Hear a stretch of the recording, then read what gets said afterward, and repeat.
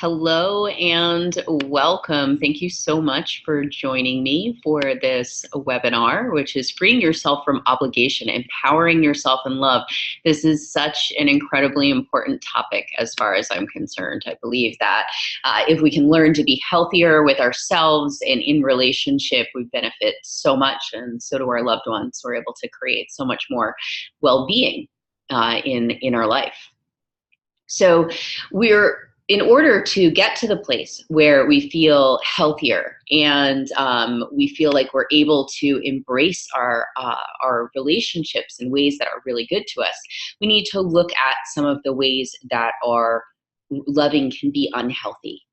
And so what is it that we do that sets up these negative contracts, is sort of the way that I'm going to put it today, these negative contracts with people, and leaves us in dynamics where we are not really having our needs met the way that we need to, and we might actually not be meeting the needs of those people that we care about in the same way either. So that's the overview of what we're going to be talking about. So this is going to be for you today if you struggle with healthy boundaries. And so you're not really clear how to put, a healthy boundary, a no in place, or a like this, I'd like it like this and not like that in place, in order to really allow your relationships to thrive. It's also going to be great for you today if you would like to understand your own needs more and what your own requirements are for healthy relationship. Unfortunately, very often we're not taught these things. We're not actually given the tools and the insight that we need in order to be able to create the kind of healthy relationships that we want. So this is also for you if you lose yourself in relationships or you want to feel more empowered when you're in relationships. So a lot of times people struggle to really hold on to what it is that they want and what they need in relationship. So this is great if that is true for you. If you want to also be able to handle people's reactions to your needs and boundaries. So sometimes when people haven't expressed themselves a lot in relationship, or they give more than they receive, they are not able to really handle what it is that comes their way. So what it is that how people react when they say, I need this, or I don't want to do this. So these will be some tools. It's really great for at the end of this time together, after I've spoken, if you have questions about how to apply this to your specific circumstance. Absolutely love that. So you want your relationships to feel healthier and stronger, then this is a really good place for you to be. And you want to be able to tell if a relationship is unhealthy. So some people wonder, is this right? Like, should I feel like this? Should I not feel like this in relationships? So if you ever wonder that, then this is a good opportunity for you. So just so you know, in the course of this time together, there isn't a point in this where I'm going to be making a sale or anything like that. This is actually a free webinar, but there is something that I offer you at the end of the webinar. So I'm going to offer you my free my confidence series. It's a video series. So if you come to the end of this webinar, you'll actually get an email, and it will have a link so that you can download this series. It actually comes in a daily format. So each day has a new video related to confidence, building confidence in your life. So that's my gift for you at the end of the show. So before we get started, I want to tell you a little bit about me. So my background, my training is actually in psychology. I have a PhD in psychology, and I have spent the last 20 plus years pretty much studying every modality that is out there. I'm incredibly fascinated with what works. How does it work? How do we get people to really be having the better, the best, the most optimal life possible? And as I've done this, I've also worked with people all around the world, and I've been able to help them kind of create or radical transformation for themselves. So step into completely new ways of being. And part of what I do is help to teach the practical skills. And that's kind of some of what we're doing today. We're entering into the arena, some of it's conceptual, but we're entering into the arena of the practical skills. How do we create these ideal relationships versus what are the components of an ideal relationship? So I really like to get into the practical parts of how we do it. And like I said, I'm not going to be going that much depth, but there's some of that in today's workshop. So what the problem is the problem of obligation, right? So is that many people are taught that relationship means a certain type of obligation. Basically, if you love someone, then, right? It's that kind of statement. It's just like, and we learn usually at a very young age what we're supposed to do in order to stay in loving contact with our family members or whoever's taking care of us. And so that translates, and it becomes like, I need to take care of people, right, in order to be loved. Or, it's my responsibility to fix the problems of the people that I love.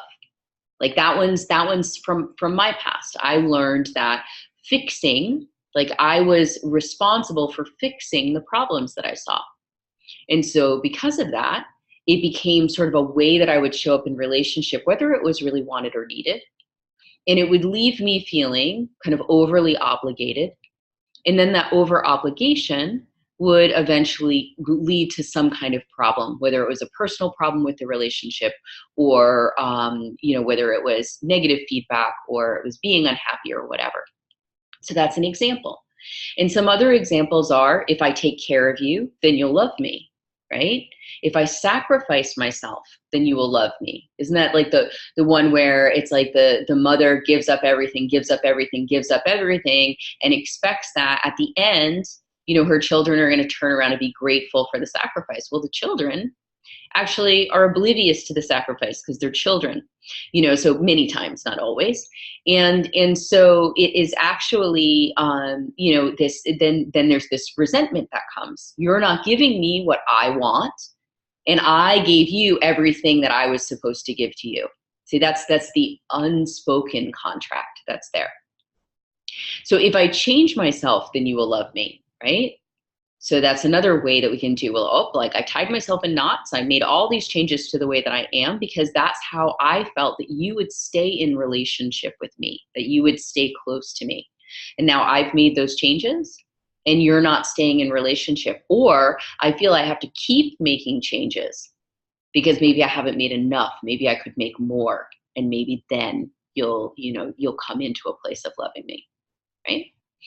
So these are some of the ways that we set up these negative contracts in our relationships. And I can imagine that, that is resonating for some people, because it's pretty common that when people are drawn to this kind of topic that they relate to those types of experiences. And if you have other ways that you see that you obligate yourself, that's totally fine. It's not like there's some categories that are appropriate or not, but more that like these are just some very common ones. Okay. So now what most people think is that feeling obligated is actually how you feel in relationship. And it a lot of times takes a lot of like pain and suffering, unfortunately, before people start to say, wait a second here, maybe there's something wrong about the way that this comes together. Or they have some kind of a crisis in their life, or they lose someone that they care about, or they meet someone where their way of doing it doesn't work anymore. And that starts to make them more aware of, like, oh, wait a second, these are the thoughts that are operating underneath my experience, that are driving my relationships. And oftentimes, people will also confuse love with obligation. So if you love me if, right? You love me if you stay with me. You love me if you have this type of relationship with me. You love me if you decide to have kids with me, or if you do things that I like. There's this sense that the behavior is what equals the love. And that is not necessarily the case. So another thing that is a misconception around this stuff is that boundaries are necessary only if someone is harming you. So sometimes people don't really think to put their boundaries in place unless they're around somebody who's really, really problematic to them. And then they think, oh, I got to put a boundary up. But boundaries are actually natural ways of relating all the time. So I might love someone very much, but I might have a boundary around some personal time that I need in order to take care of myself. Or I might love someone very much and really enjoy their presence, but there's a certain behavior that doesn't work for me, so I put a boundary in place. So it doesn't necessarily mean that there's something wrong with the person, or that I'm like pushing the person out. It's more that I'm negotiating my way of being in space with them, in time and space with them. So another thing that people think around obligation is that detaching from obligation means they need to detach from emotions. So it's like if in order to get out of feeling obligated and feeling like they need to whatever take care of someone or fix something or sacrifice themselves in some way or whatever, they feel like they need to shut down their emotional self. I have to get like my feelings tell me, like, emotionally, I just want to make that person happy, or I just want to do these things. So it feels like the emotion is driving the experience. So what I want to give you is an alternate perspective here right off the bat. So an alternate perspective is that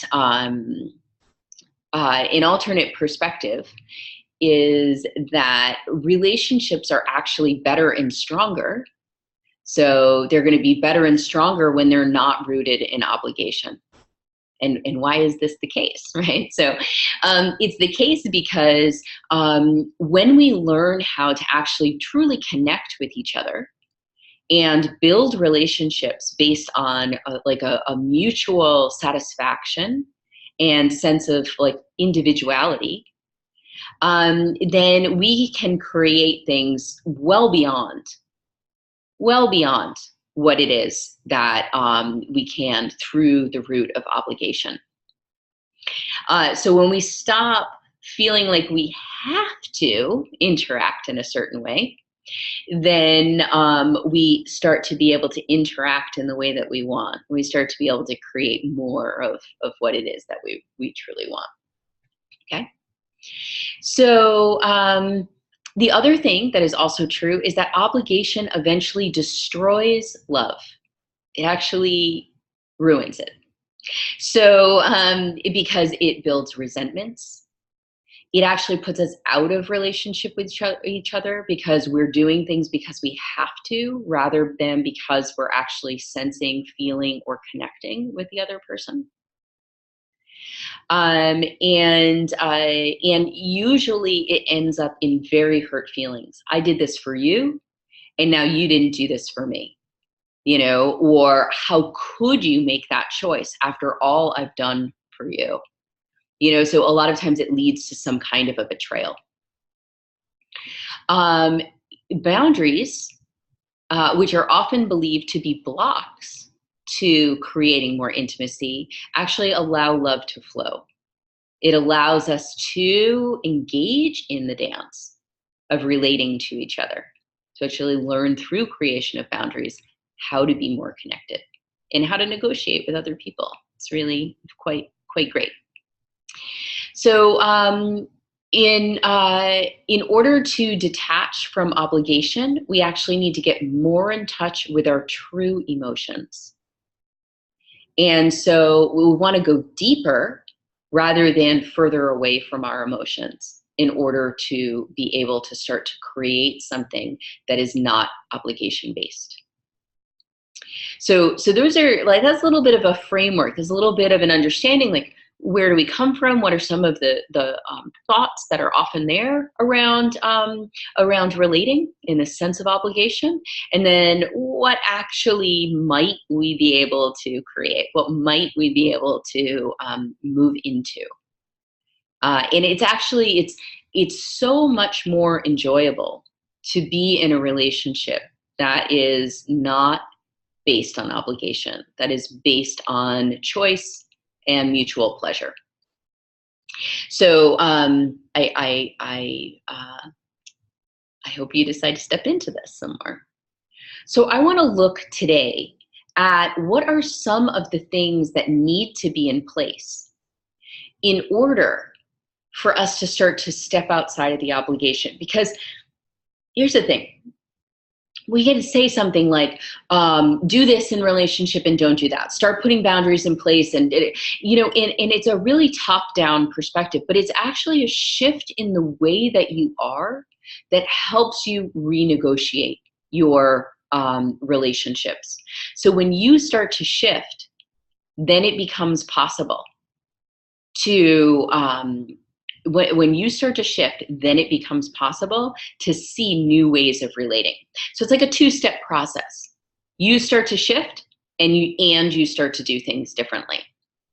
So we're going to do first part of the process, which is what needs to shift in you? How do you need to do things differently so that you can start showing up to relationship differently? And you're going to be amazed at how much these things change the way that you relate, and how small changes actually start to make really big differences in the way that you're relating. So one of the things is creating time with yourself. So time to be alone. One of the main problems in relationship is that people either lose a sense of themselves, or they didn't have a sense of themselves, or they don't give enough time and space for themselves. Without this component, you really can't see what's healthy. You've sort of merged with that other person. Their wants and needs are your wants and needs, and it might be vice versa as well. So, and it also, there's like so many levels on which it becomes problematic. If you've never had a sense of self before, if you don't actually know how to connect to that, you're automatically going to start in this like a default, a compromise position with the other person, because you don't really know what it is that you need to be holding on to. And this is a big problem. People meet, they fall in love, they have this whole wonderful thing happen, and they don't even recognize what they've given up because they weren't clear about having it in the first place. So it's vital to create that time. And when you give yourself that time, then you're able to do those things like negotiate your boundaries, and you're able to communicate about what's working and what's not working for you. So we need to first and foremost find time to be with ourselves, and then to learn what our preferences and our tendencies are in that place.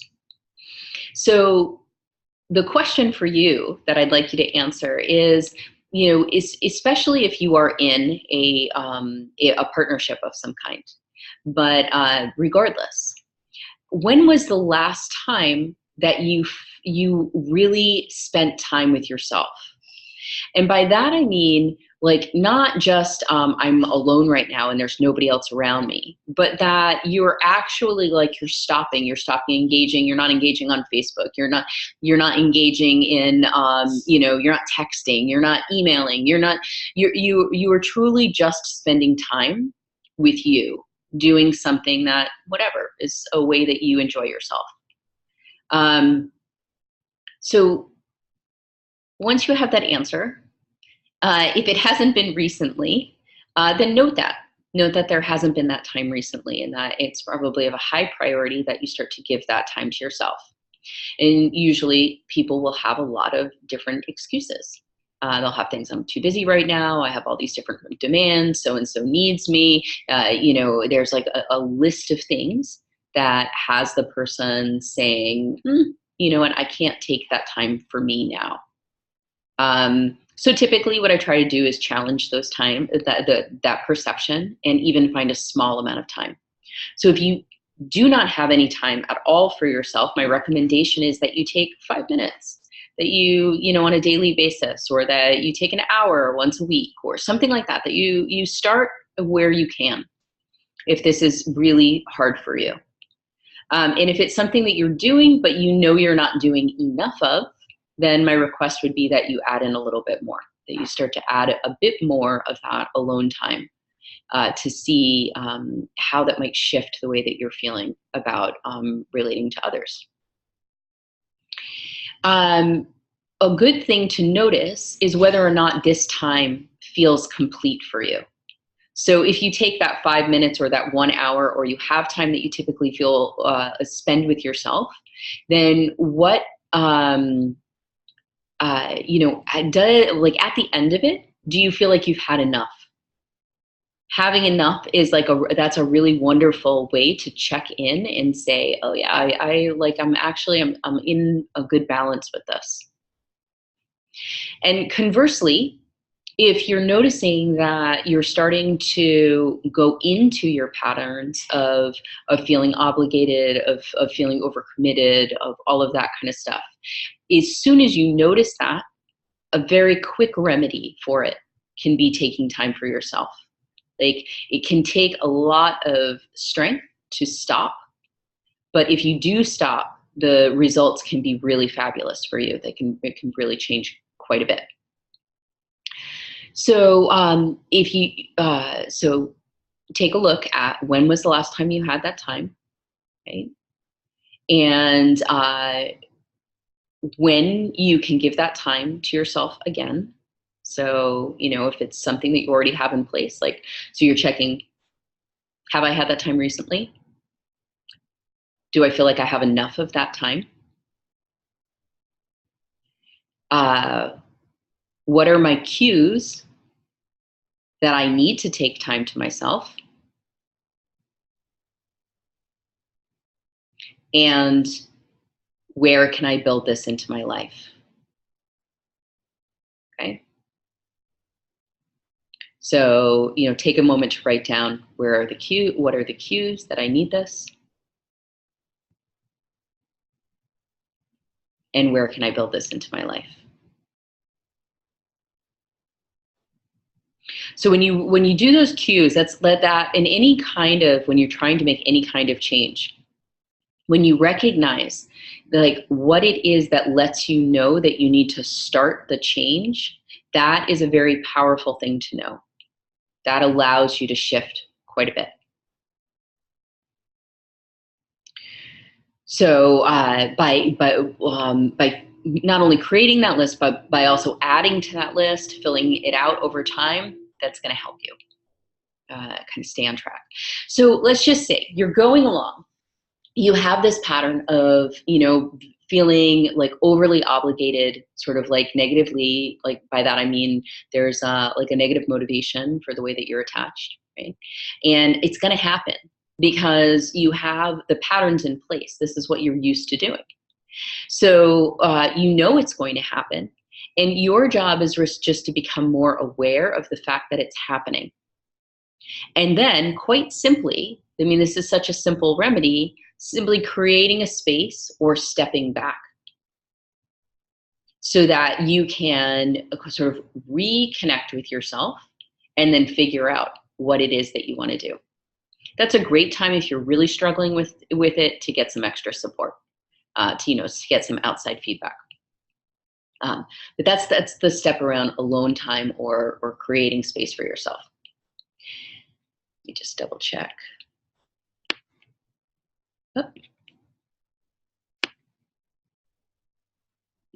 I think I did repeat the question. If you're still, you're gonna have to let me know which question, but I think I did repeat the question. That's, by the way, if there are any questions that you have as we're going forward, please go ahead and put them in the chat, because I'll actually be able to see them there versus the Q&A. which I do not have open at the moment. So our next one, which is developing our own strength. So once we've made contact with ourselves, right? So that alone time helps us develop that contact. There's other things, but we need to strengthen who we are. And so it might seem like we're sort of sidestepping the problem a little bit. Here we are, I have these problems around obligation. We need to put some boundaries in place. We need to figure out how to relate differently. How is it that, strengthening who we are is going to help with that? But it actually does. So as we strengthen the components of who we are, it becomes easier to both see when we start to create a negative attachment and to do something about it. It's like, I like to talk about this kind of component of things like an immune system. The stronger it is, the stronger we are, the easier it is to fight off the things that are not working for us. Okay.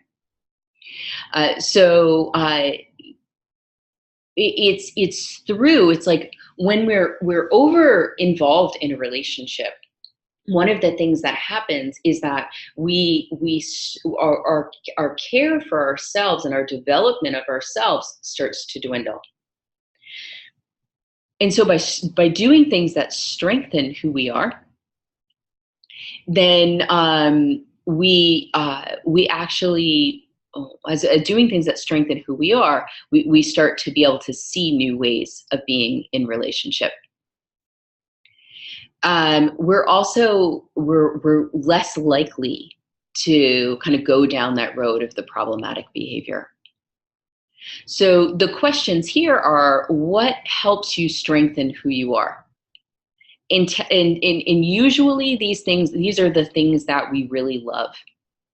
It's like, if you have a hobby that you really love, then that's a great thing. If there's a way of being that you really like, then that's it. It's like, what are the things that kind of help you like feel like yourself? And that might be a slightly strange wording. It is a slightly strange wording, but what is it that helps you feel like yourself? What helps you strengthen who you are? So, if you really love to play cards, play cards. If you really like to read books, read books. If you, like to travel, travel. These things need to happen. And, when we're in overly obligated relationships, very often what can happen is the things that we do to care for ourselves actually start to fall by the wayside. Because we're putting more and more energy into our obligations and less into caring for ourselves. So we start to correct that by taking time for ourselves and then doing more of the things that bring us into really feeling good. Okay. So the question for you here is, what strengthens you? What fosters your strength? Or what are the things that you love to do that leave you feeling more like yourself, stronger, happier, more at peace? And see if you can write down like 3 to 5 of those. And that's a great place to start, 3 to 5.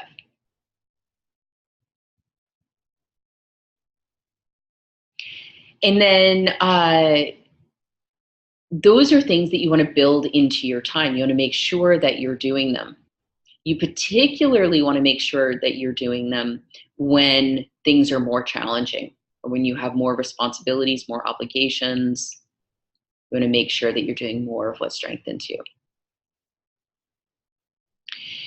And then the next thing we want to look at in this area is, are you feeling that kind of strength inside yourself the majority of the time that you are in a relationship? Because the answer should be yes.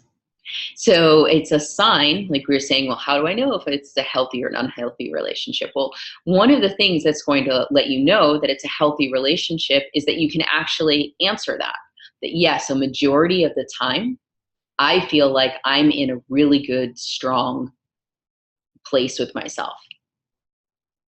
As I'm relating to, other people or this other person. And if you answer no to that, that you're not having that time, that you actually feel like you're out of whack, so to speak, that you're not connected to your strength, then I would say that that is probably an indicator that there's some problems. I've got a question here.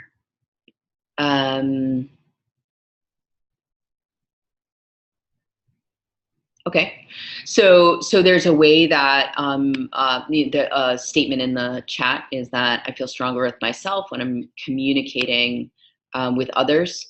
To verbalize. I imagine it's to verbalize what's going on with others. And there is a way that expressing ourselves can really be a great way. It's like to sort of claim what's true.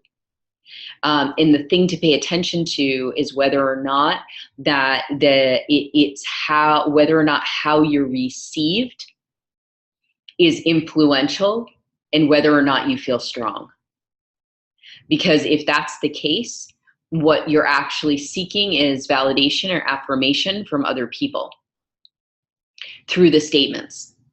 So if that's not the case, and regardless of what comes back to you, your declaration of where you are and what's true for you leaves you feeling stronger, then that, it's a form of expression that makes that is really beneficial. That's something to think about.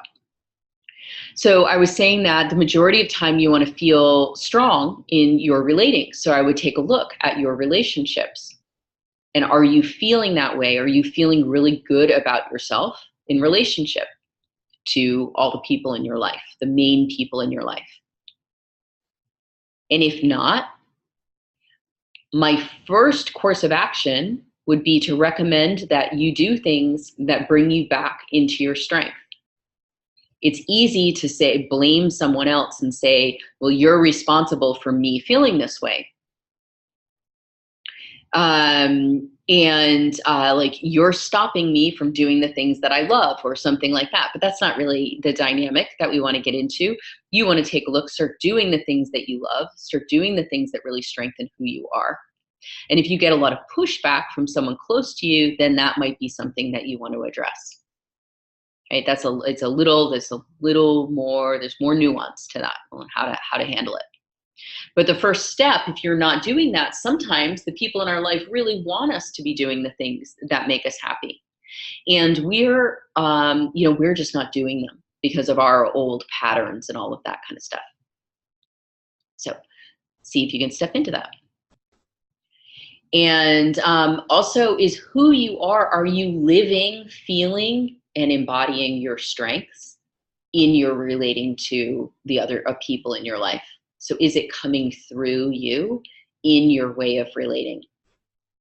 And so ideally, we're building relationships where our strengths can really come forward, where we can feel that a lot of time in connection with other people. And that, of course, helps us to feel good. And when we feel good and we feel strong, it's easier to stay out of our negative patterns. Our third thing on the list is, I don't know if you saw this, but if you did, I posted a video on my Facebook page, and it said, if you don't give to yourself first, you turn other people into thieves, because they end up taking from you what you should really be giving yourself. Just incredibly profound advice. So, super important that we prioritize ourselves. This is not about, being narcissistic or completely obsessed with ourselves or whatever, right?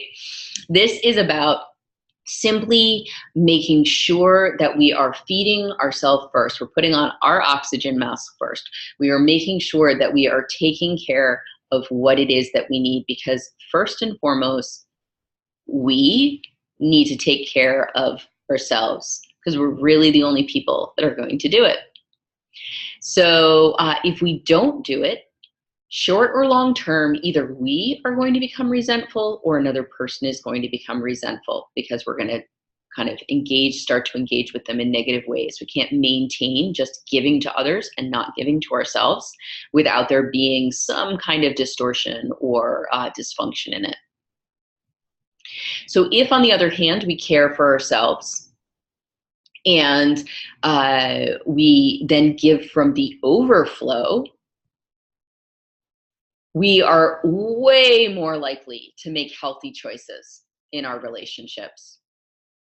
We're way more likely to be coming from a more positive place than from a place of obligation. So my question for you is, are you putting yourself first? Meaning, are you taking care of your needs? And look at the different areas of your life. Are you taking care of yourself physically? Are you taking care of yourself emotionally? Are you taking care of yourself spiritually? Are you taking care of yourself mentally and socially? Are you taking care of what needs to be taken care of for you? And if you answer no in any one of those areas, then that is pulling you in the direction of your negative pattern of over obligation. So you're much more likely then, if you're not taking care of yourself, to try to get your needs met in a dysfunctional way. By caring for others, by fixing things, by sacrificing yourself, whatever it is, some kind of contract to try to get your needs met. Because you're not actually figuring out how it is that you can meet them. So when we don't give to ourselves, we actually have nothing left to give other people. We can pretend that we do, but we don't. We can find things to give them, but there's a backlash. It's like a rubber band. And it's like, so we can stretch that rubber band, but we keep stretching. Eventually, it's going to snap. That there's no way to maintain just giving without filling ourselves first. A lot of times I work with people who work with other people, so that's one component of my work, is working with people who are practitioners of some kind, or healers or coaches or whatever. And one of the primary things that I teach them is that whatever they're doing with another person needs to come through them first. Right? So if I want to take care of someone else, the first thing that I need to do is take care of myself. If I want to bring happiness to another person, the first thing I need to do is bring happiness to myself. I bring it to myself and then I share. I bring it to myself and then I share. It is always like that. When we interrupt that process, then we start to break down what it is that we're offering. It's like it thins it out. It limits it. It's like there's an automatic, like there's going to be some take back because we're not able to sustain the just giving. Think of anything like that. If you have a reservoir, right, that has no water coming into it, and you just take water out of it, eventually it's going to be empty, right? And think of all the problems that are going to be created because of that. And think of it like if nobody knew that there was no water going into the reservoir and they just kept taking and taking and taking. And then, one day they get up and they're just like, oh, my crops are half planted and half grown. And, I don't have any more water because I didn't know, like now there's no food for the whole town, right? Like there's that. Or like I wasted water. I washed my car every day, and I didn't even know. And like, see all the negativity that can come back as a result of it. And then it's coming back to you when you have nothing because you haven't cared for yourself. So give to yourself first. What do you need to do to make sure that you're filled up? So look at those areas of your life and say, what is it that I'm not doing that I need to start doing so that I am more filled up, so that I can give more in the ways that I want to others? And you can also reverse engineer that. And you can say, how do I most want to give to others? How can I give that to myself first?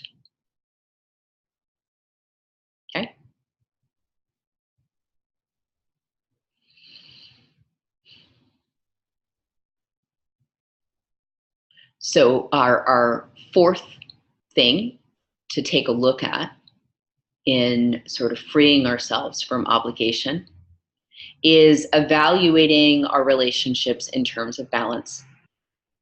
So, one second.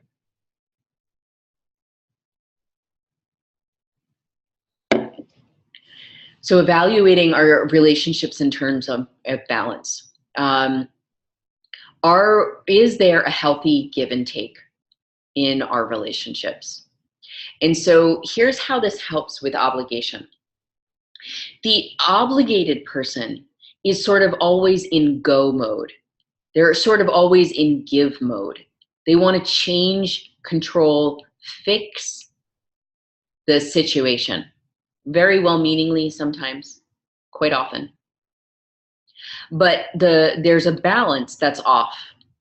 There's not a receiving that's taking place. There is simply a giving that's taking place. There's a pushing outward from that person. This is part of why it's such a problem. So when you take a look at whether or not there is both giving and receiving, right? Is this happening?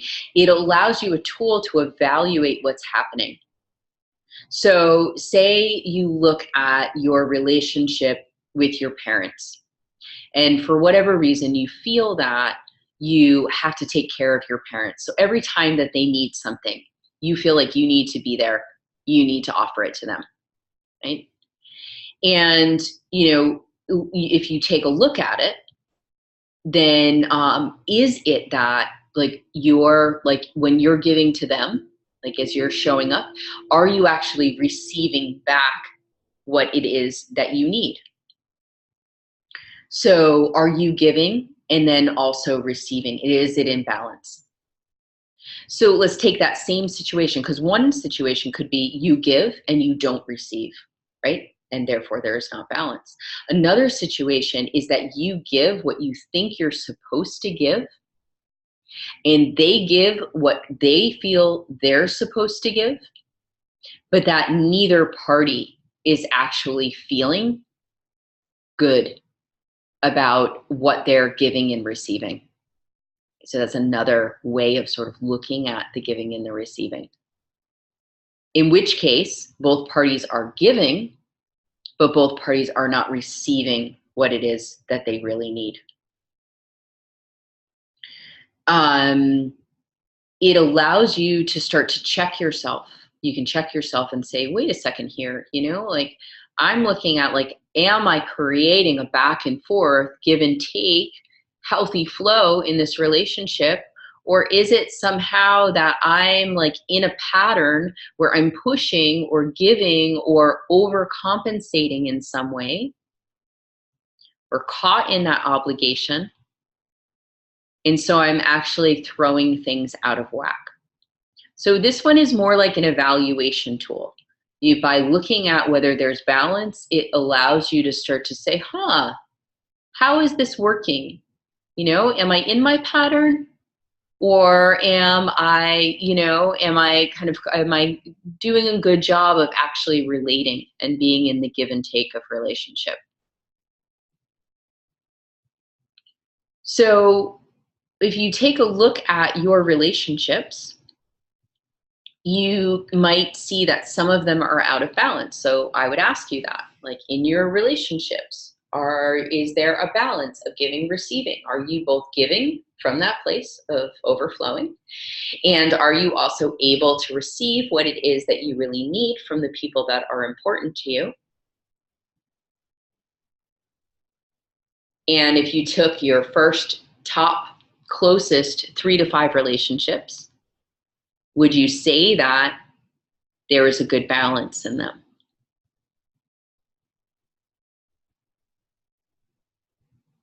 And if there isn't, what might you do about it? So I want to lead you back to the beginning, which is that if you're not seeing this kind of balance, that it might be very beneficial for you to take some time for yourself, to strengthen, to give your self-care, to prioritize yourself, to get back into a good place, and then look at the relationship and say, how might I like to do this differently? So see how that all works together. You can't necessarily see how to shift a dynamic until you've actually gotten yourself into a better place. So that's that wisdom. You can't solve a problem at the same level that it was created. You actually have to bring yourself into a better place, a place of strength,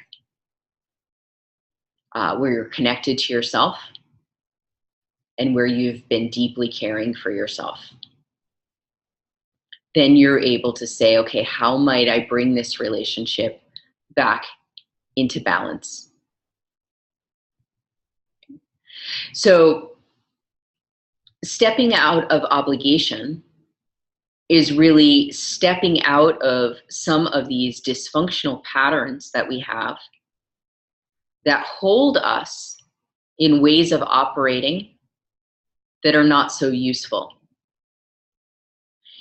Once we start to make that shift, then we can start to build in some behaviors that are very helpful.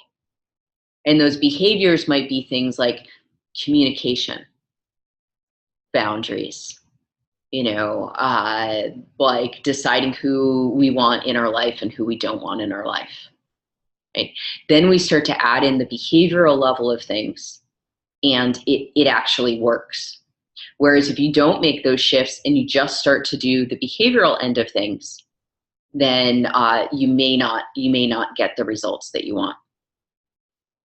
Okay. So how to build in how to build in more health, more empowerment in your relationships is a matter of really starting to connect with and strengthen yourself. Okay. So I'm going to, in just a moment, open up a few moments for some questions, so you can start to think about it if you have a question that you'd like to ask, specifically how to take this information and apply it to your circumstance. So this is a really great opportunity if you are wanting to know something about either how to apply what I just talked about, or how to take steps in like communication or boundaries or things like that, sort of the next level of things. Then this would be a great time to ask. I am quite certain that there will be another webinar that will be coming up where I will talk very specifically about how to do boundaries and communication and stuff like that. In the meantime, you can take a look. I have several free webinars that are on my site. So what I'd like to do, now that we're wrapping up here towards the end, if you have a question, you can start to type it now. And now that we've reached our end of time together, I would like to suggest to you that you begin to apply these kind of shifts. So you begin to look at how you can build in more time for yourself, how you can start to strengthen yourself, how you can start to care for yourself more, so that you can begin to step out of these patterns. But I also know that there's only so much that like you can kind of figure out on your own. So my offer to you for now until the end of the call is that there are a few first come, first serve spots available to have a session with me. It's actually a 30-minute session with me to develop a plan on how you can build this out for yourself. So how can you apply these concepts specifically to your life, including some of the more practical elements like I was talking about, communication and boundaries and all of that kind of stuff. So if that is something that you'd like to do, I'm posting a link. And this link it's first come, first serve.